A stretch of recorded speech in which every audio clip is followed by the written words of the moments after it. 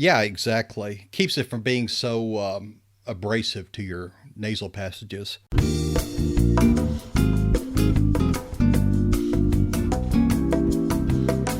Hey, how you doing? Thanks for downloading the show. Welcome to Garden Fork Radio. It's me, Eric, talking about what I hope are interesting things for you. I have this podcast and a YouTube channel also called Garden Fork, all about eclectic DIY. Today, my friend Rick is here. We're going to talk about a $700 Labrador Retriever, a vet bill, a new podcast I like, the neti pot, and Apple Watch and maps. Cool stuff, right? I think that's it. How are you, my friend? It's good to be here. I'm good. I'm $700 poorer. I have a friend that has a beagle, and she takes him to the vet hospital, and she tells the vet, $500 your limit. 501, you put him down.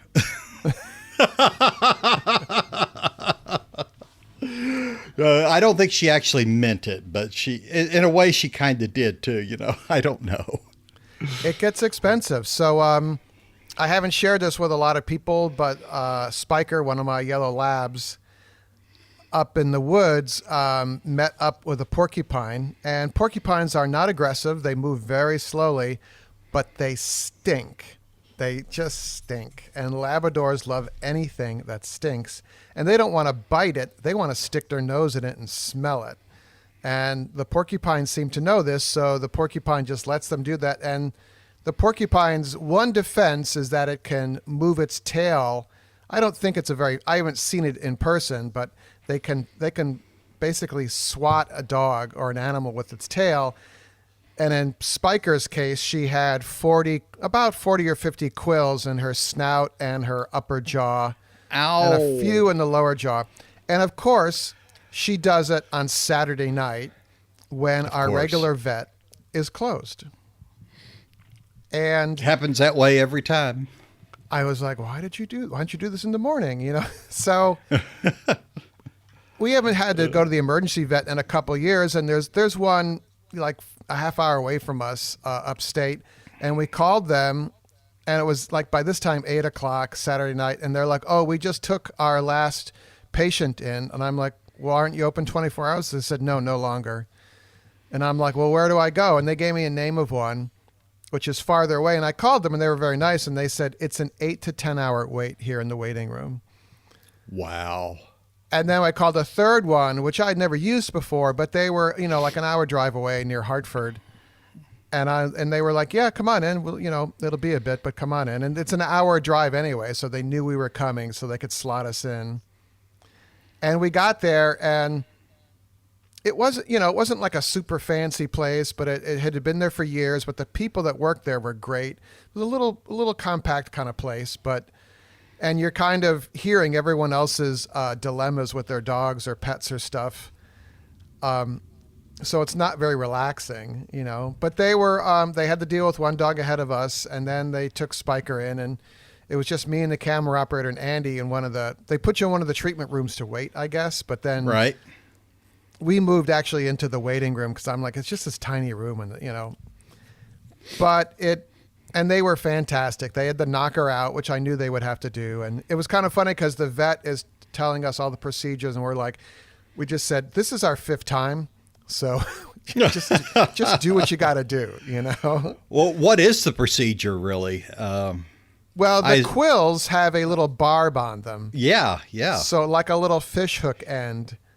And if they're just loosely in there, you can pull them out with pliers.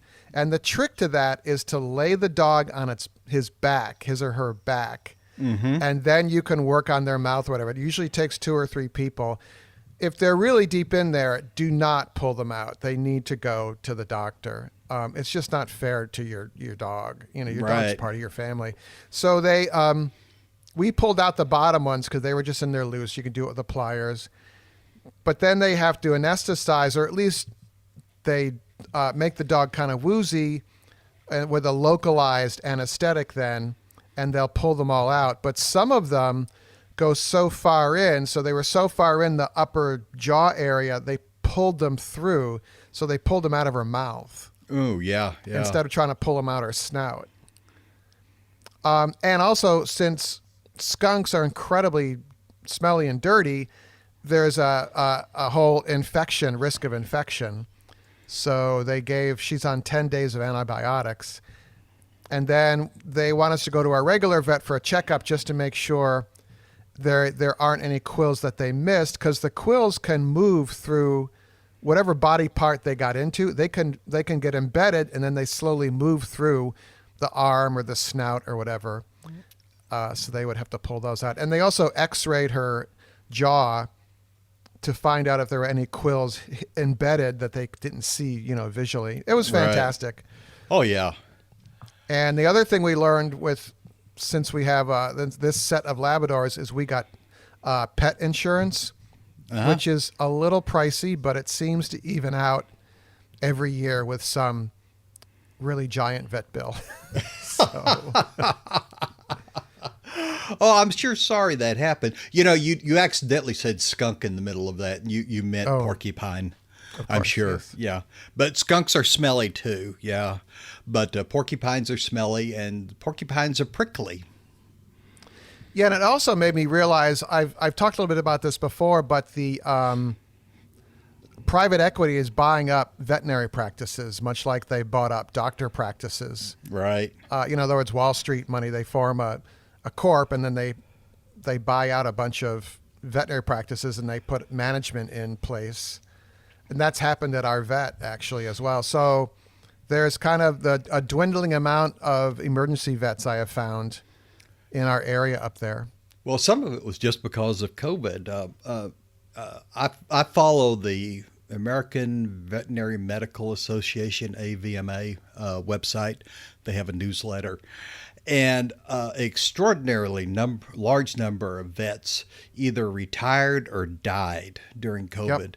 And mostly the ones that retired were just tired of fighting with patients about basic hygienic things like a mask. If you want to be in my shop, you got to wear a mask. Interesting. And a lot of them, people would fight them on that, and not just say, well, okay, I'll go somewhere else, to say, I have a right not to wear a mask in your shop. And that's not true. And yeah, I mean, it's his shop. He can make the rules for whatever he wants.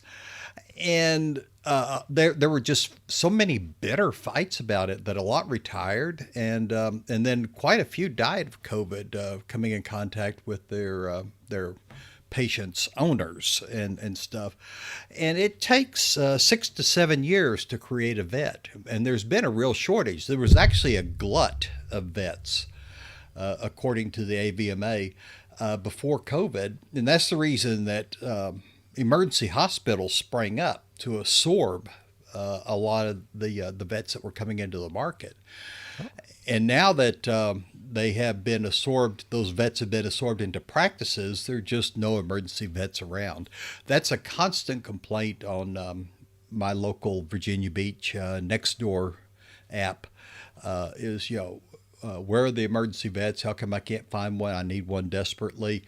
And, that's just the way things work out. It's also, veterinary school is incredibly expensive. Oh, it is. Yeah.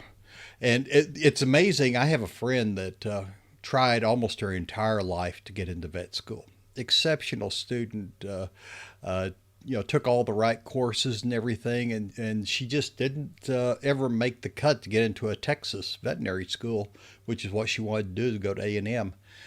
And it turns out that it's easier to become a medical doctor than it is to become a vet. Wow. One of our veterinarian here in Brooklyn, she went to veterinary school in Italy. Wow. And she was honest about it. She said, look, she said, I couldn't get into veterinary school here in America. Basically, she's like, I have a different way of learning than book learning. And that's like me as well. And she said, in Italy, the veterinary schooling is almost all verbal. Oh, interesting. And practical hands-on. And she said, so I learned enough Italian, and I learned to tolerate cigarette smoke in the classroom. And she's fantastic because she came back to America and transferred her veterinary license. And she's also an acupuncturist as well. And she has more of a holistic way of looking at it rather than this, prescription based, on the lack of a better word, clinical look at it. And when our older lab Henry had a lot of issues, she was great because she's like, we're going to do this CBD stuff. We're going to do acupuncture. We're going to minimize her pain. And it was great. So you can become an expert in different ways. And I think that sometimes the school, the way American universities run, maybe aren't the best for everybody. Probably not. So yeah, everyone, if you want to share your veterinary stories or suggestions for coping with that, it's the porcupine is, and some dogs get mixed up with the porcupine once and learn, and Labradors don't seem to do that. So, I will say this. I have a collection. I have maybe hundreds of books on my Kindle, but in my private hardback collection, I have kind of survivalist things. I mean, just what to do if I things would have go never bad. known. Yeah. And some of them are about first aid, medical things, and emergency veterinary care. What to do if you can't get to the vet. And it's helped me a lot occasionally to pull one of those out and look at it and read up on something about what one of the dogs is experiencing when it's Saturday night. Cool. I mean, my other suggestion for people is to, before your emergency, maybe after you listen to this fine podcast and you leave a 5-star review on your app, you can look up emergency vets in your area and make a list. Because we just have this go-to one, and they had changed their hours, and I'm like, okay, your mind is spinning because your Labrador is, basically panting and going, hey, what's going on? I got these quills in my mouth, because they're still happy despite having quills in their mouth. And you're all of a sudden, like you're using your iPad to search for 24/7 vets, and it'd be good if you had that information ahead of time. Right. Yeah. I bet Nicole has that information already. Yeah, she's so organized. What's that like? She's a marvel. I have no idea. Well, I'm glad that Henry's better, and I'm sorry that Henry won't learn from this experience. At least he didn't get a quill in the eye or something like that. It's Spiker, by the way. Oh, okay. Spike. Spike is you don't. Spike is the golden, right? Yes. Okay. Yellow, actually, Rick. Well. All right, let's move on. I'm very intrigued by you're talking about your Apple Watch and using the Apple Maps app together. I didn't know about this until recently, and it just sort of happened. If you got to have an Apple Watch and an Apple phone, and using Apple Maps, obviously. But if you set up a route in Apple Maps on your iPhone, and then go to the Apple Watch app on your iPhone and turn on haptics, which is the little buzzing noise that it makes, or the vibrating. It shows you an arrow, turn left, turn right, go straight at every intersection you go through, major intersection. Shows you an arrow on the phone, on the watch. On the watch. But more importantly, it taps at you. And so it'll give you a 2-tap warning that you're expected to do something pretty soon. And then if you get 6 short taps, that's a right turn. And if you get 3 groups of 2, that's a left turn. And it is so amazing to drive that way, or to walk somewhere, or be on a bike. You can keep your head up, looking around, seeing what's going on, and know that a turn's coming up, and that and occasionally when I'm driving, it wakes me up a little bit. It's like, oh yeah, I need to turn. I need to exit here soon, because I'll be listening to a podcast or talking with my wife or something. And it's really kind of neat. And if you're in kind of a sketchy area and you want to look like you fit in, you don't want to be looking at your phone all the time trying to figure out where you're going to go if you're walking around. And so just having it tap at you tells you, turn right at this corner, turn left here. We actually, I haven't really talked about this yet, but we went to London last week. Did you? Or the week before. I didn't get an invite. Well, it was a trip we had planned, and then the dumpster fire happened. So Virgin Atlantic was kind enough to let us keep the tickets for a really long time before we could use them. And we finally found time. And anyway, we went with another couple. And the other couple, one of the people is a technological geek. And we had to go different places, and you can turn on maps on your phone, and then there's some kind of setting where you turn on your camera, and as you're walking, you're looking at the phone, and it's showing you what's in front of you, and it has arrows to turn left or right or go forward. Wow. Which I thought was interesting, but I found it kind of annoying because I'm like, I don't need this. I don't want to look at my phone while I'm walking. I don't want to hold my phone up at eye level because it looks really weird, first of all. I want to look around. I mean, I'm from New York, so you become very aware of your surroundings at all times because back in the day, it wasn't the greatest place to live. Now it is. But I did find that interesting that Apple had introduced that, had baked that into the Apple Maps, where it's essentially a visual direction. Yeah, that's interesting. I don't think I'd like that either. Now, I did know that they had you could hold up the phone with the camera on and look at something like the Eiffel Tower, and it would tell you about the Eiffel Tower, all the things, when it was built, who built it, all that stuff, which I thought was okay. That's kind of useful. But just navigating that way with it up in your face, I don't think that'd be great. I'm kind of looking forward to the Apple monocle. Just one monocle you'll put in one eye, and you can see everything around you. And then anyway, that's. We use the phone. You can take a picture of a tree leaf, and it usually identifies the tree leaf. Oh, well, that's cool. Or plant, because we're in the park and we're like, oh, what kind of tree is that? And then you just hold the camera up to it and you go beep, and it's pretty good at identifying it. It says poison oak. As you're holding it still, you can say poison oak. Hey, real quick, one easy way to support Garden Fork is if you're going to shop online and use Amazon, please use the link to our storefront. The link is in the show notes here. If you click on that, it'll open it up in your web browser. If you're on a laptop or desktop, it will open it up into your app, ideally if you're using the Amazon mobile app. Please shop locally. I go to my local hardware store first. If I can't find it there, then I go to the orange or blue store. If I can't find it there, then I order it online. So if you are shopping online, use our Amazon link, amazon.com/shop/gardenfork. The link is also in the show notes. Thank you. I have found that Siri, like I was in Grand Central Station during the flood on Friday, and there was a gentleman there, an older gentleman, who only spoke Spanish and was not from New York. And there wasn't anyone else around, and he was trying to find out where the train was going to go. It wasn't going to go anywhere, unfortunately. But I literally just talked into Siri, and I said, translate this train goes to Danbury into Spanish. And it did. Wow. And then I would just hand him the phone, and he would read it. And then he would speak into the phone in Spanish, and it would translate. So I didn't even have to load an app. I don't use the voice command. I just hit the side button to turn on Siri. And I said, translate this phrase into Spanish. And it did. And it was like, wow. Wow. Yeah. There are only two Siri commands that I ever use. One is when I'm listening to a podcast and I'll say next because I just don't want to listen to it or I'm tired of it.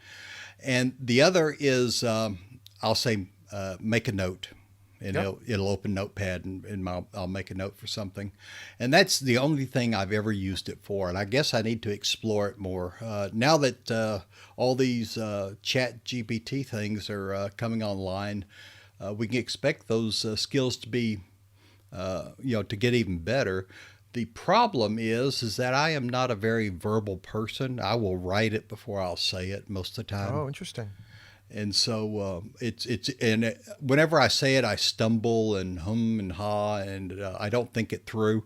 And then Siri says, "What the hell are you talking about?"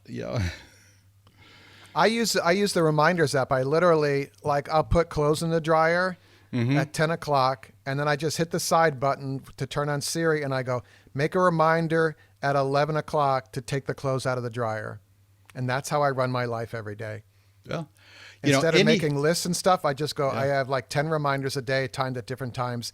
And I get so much more, instead of forgetting everything that the camera operator told me to do, I get everything done. Yeah, I believe in offloading. Your mind is for thinking, it's not for remembering stuff. And very much in favor of offloading as much as you can, particularly the piddly little everyday stuff, onto the reminders app. Occasionally the calendar if it's long term, and just don't worry about it. Just look ahead every day and see what's coming up. Sweet. Well, we have one more thing to talk about, and then we also have the after show. If you're interested, if you're a patron of the show, we have an after show where you can hear more of Rick and I if you want. I wanted to talk. And we have a killer topic for the after show. Yeah. I wish I could think of what it's going to be, but we'll have a great topic. I know what it's going to be. Okay. For a very long time I've heard about. I have chronic sinusitis. I think it's called. My head's always clogged basically, and no matter what drugs I take, unless I take really heavy steroids, it's an issue, and I don't want to do that. But I've seen the neti pot, the saline rinse of your sinuses thing for years. And to me, it just looked kind of weird. You had to have this little ceramic pot that you poured into your nose. And then recently in the New York Times, there was an article, they have great health articles, by the way. They just talked about the new vaccine that's available. So go get your new vaccine shot. I got my COVID and my flu. Oh, good. But they were interviewing a ear, nose, and throat doctor about the neti pot thing, and she said, there's kind of a weirdness with that. She goes, I don't use the neti pot. I use this squeeze bottle that has these pre-measured. It's basically salt and some baking soda. Baking soda, and you have to use boiled water. Let the water cool down. And I was like, oh. And she had a video of her on YouTube, which I'll link to, using the squeeze bottle thing. And I'm like, sign me up. So I bought it. And of course, it sat for a month in my kitchen, like everything that I buy. Right. And I finally was like, my head was pounding. And I'm like, well, I'm going to try this. And it is so simple.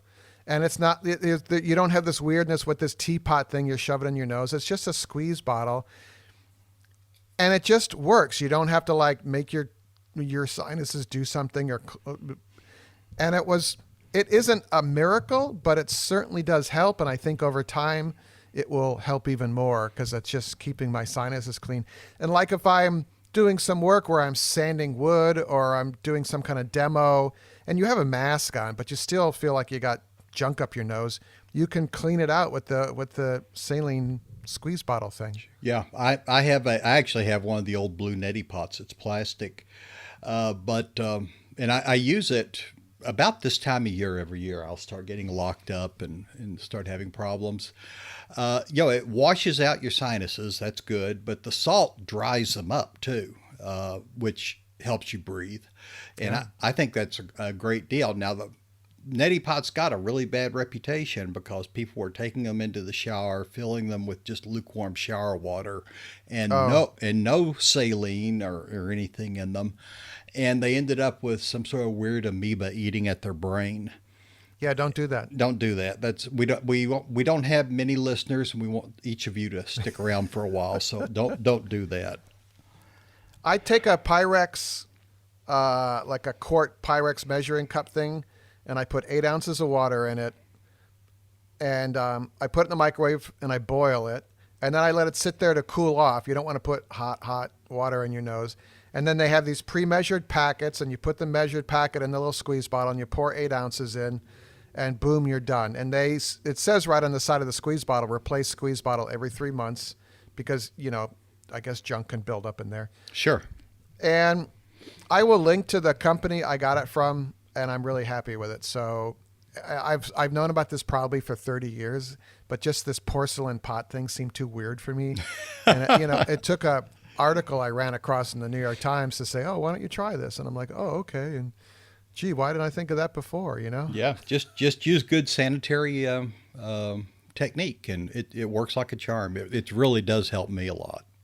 Yeah, you have to have it with the salt and the sodium. The baking soda is like a buffer, Yeah, exactly. Keeps it from being so abrasive to your nasal passages, which are Yeah. very sensitive. Don't say do dumb things. don't say bad things to your nasal passages. They're very sensitive. I bet there's a brand new listener listening to the show and like, okay, now they're talking about nasal spray. Oh, we ought to open a store and sell this stuff. Well, I don't have it up in front of me, but I will link to the company. They're very established, and I bought the squeeze bottle with 60 packets, and it's brilliant. It sits in a little box. You put it in the cabinet, bring it back out, spray your nose every day, and boom, you're done. Right. It's like flossing, you know? Yeah. Nobody. Oh, I saw an article just today that brushing your teeth and flossing helps prevent cancer, heart disease, and kidney failure. Yeah. Brush your teeth. Yeah, because all And that floss. gack in your gums, if it gets into your body, it's the same thing as the unsterilized water in your sinuses, you know? Right. We're experts at this. Of course, yeah. Well, it is what grows on your teeth is a bacterial film, and so it can do damage if it gets too intense. So just do those regular things that are good for your health, and good for you. Okay, well, we've reached the 30-minute mark. I bet people have already gotten to wherever they're going to drive to. Yeah, and they don't want to hear anything more about me spraying stuff up my nose. So Well- if you have some thoughts about this, it's radio@gardenfork.tv, radio@gardenfork.tv. I would love to hear from you. It's who knows? You could be talking about veterinary porcupine stories, something else. Rick and I are going to stick around for the after show for patrons. If you're interested in that, there's a link below. I ask for a cup of coffee a month. You get exclusive. I post pictures like 3 times a week about what I'm doing to the patrons. They get the after show. They can message me with stuff. It's kind of fun. It's a fun little tight group. And new Patreon is bringing out a discussion group built into the app. I'm looking forward to that. I'm not impressed with Discord. Yeah, the Discord thing, either you click with it or you don't, and so we're going to move over to the Patreon discussion group, and that'll be baked into the app, so that'll be nice. Okay. Well, I think we thank need you, everyone. we need a closing line that we say every time, and I'm going to propose this one just because of the weirdness of things the way they are right now. Science always wins. Yes. I mean, I am just so tired of anti-science people. But anyway, my friend, it was great to talk to you, and we'll see you on the other side. Thank you, sir. Bye-bye. Garden Fork Radio is produced by Garden Fork Media, LLC in Brooklyn, New York.